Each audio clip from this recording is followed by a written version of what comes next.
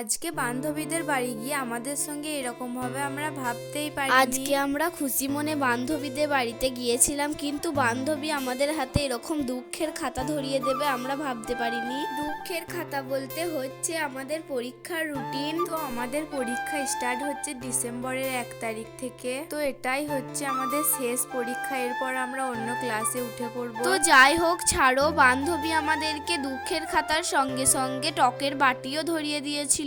তোমরা তো জানোই আমরা টক খেতে কতটা পছন্দ করি, তাই আমরা অনেকটা খুশি হয়েছিলাম। খুশি হওয়ার সঙ্গে সঙ্গে আমরা 4 বান্ধবী মিলে টকের বাটিটাও সাফ করে দিলাম। টকের বাটি সাফ না হতে হতেই অন্য বাটিতে পড়ে গেল পেয়ারা। বান্ধবী এদিক দিয়ে পেয়ারাটা মাখাচ্ছিল, এদিক দিয়ে আমরা তাকিয়েছিলাম কখন মাখাটা শেষ হবে আর আমরা খাবো।